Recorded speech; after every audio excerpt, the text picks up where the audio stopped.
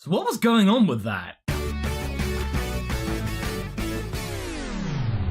So I said that I wouldn't talk about episode previews in my super reviews, and I will nearly always adhere to that, except for the whole feud Zamasu thing. That was just too big to not pass up. Now, I decided to gloss over the new nugget of information that has come to light most recently, but my comments exploded with spoilers and requests to cover it, so I felt like, well, I need to come up with some kind of reason to talk about it without it being just pure clickbait. But I got to thinking, there's an interesting theory as to why Toei cut that preview clip the way they did. So let's go back to Saturday night. Dragon Ball Super episode 65 just finished, and we've now watched, or skipped, the ending song, which I like in particular, and we're now watching the preview. Usually these previews are kind of vague. Most of the time it's just Goku and some other characters talking about the next episode or the previous episode, and just thinking, oh boy, that sure was hard. I bet we're gonna do well next time. The clips are somewhat related to what's being said, and then they start to actually concentrate on the last two clips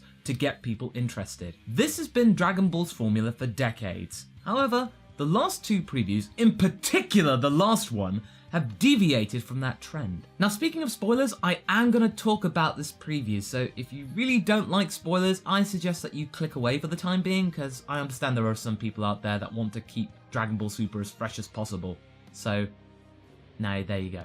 With that said, let's go! So this preview is unlike nearly all the others up to this point, in that it jumps to the spoilers right from the beginning. We get Vegito going Super Saiyan Blue for the first shot. So much for my theory on a three-way fusion. Oh well. Now this is where it gets weird. For the rest of the preview, it's just Vegito and Zamasu fighting, and with Zamasu trying on his Two-Face cosplay for all to see. There's not much else. No secondary stories, no tertiary stories, no nothing. I can't imagine it's going to be all-out fighting for 20 minutes. Not that it isn't welcome. Vegito is one of the strongest characters in the show, and has a tremendous following from all the fan base ever since his brief appearance in the Buu saga, so it's understandable that people are going to be excited. In fact, I'm excited.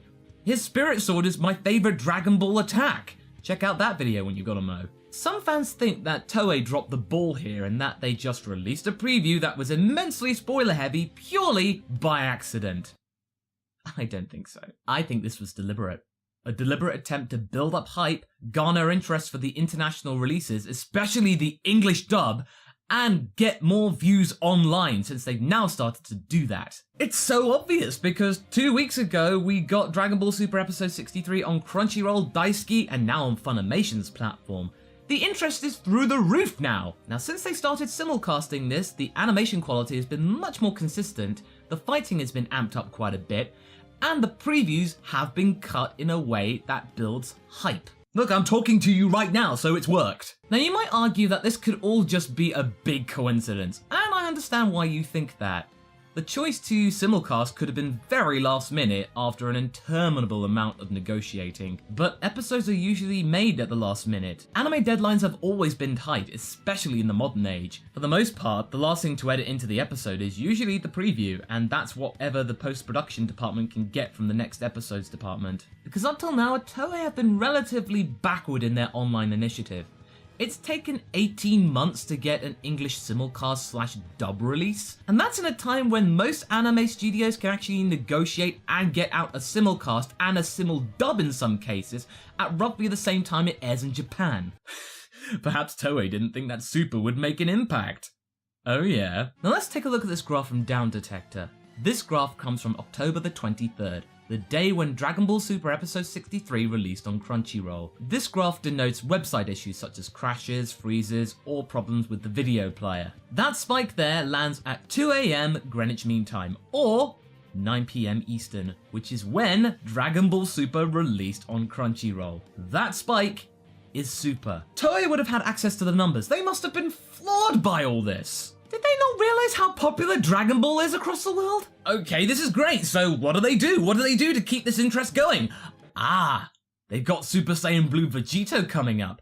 Vegito's down with the kids, so let's use him. Now this is where the preview's cut reflects this notion, because Nozawa's speech as Goku doesn't really correlate with the visuals, nor does the episode title. It just doesn't match for some reason, and that's odd. Now, if Vegito's introduction was planned out more naturally, the episode title would have reflected this with a more overt nod to fusion, like Zamasu's fusion episode did, but No, we didn't get that. It reads, the climactic battle, the miraculous power of the relentless warrior. Now, if you just read that on its own, it could be construed to be Vegito, but it's Goku talking, not Vegito, or Goku and Vegeta at that same interval. Needless to say, this strategy has clearly worked. The internet has gone nuclear with speculation videos, discussion videos, research videos about fusion, videos about Vegito, including this one. Toei? Well done. The buzz is electric right now as we're heading towards the end of the Future Trunks arc. With so many more fans jumping on board, Super's future looks bright. Toei cottoned onto this potential and maximized it in a big way. The West wants Vegito, the West gets Vegito. It's the ultimate clickbait. So for those thinking that this was a mistake on Toei's part and this is a reason why they suck, think again. This was a calculated decision on Toei's part, and they hit hard, and with nostalgia. So what do you guys think? Did you think that preview was cut weird, or are you excited for Vegito's appearance? Let me know down in the comments, and I would love to get this discussion going. I'm pretty experienced with online video and new media, so this strategy fascinates me to no end. But anyway, until next time guys, be sure to like and subscribe, and until then, catch you later.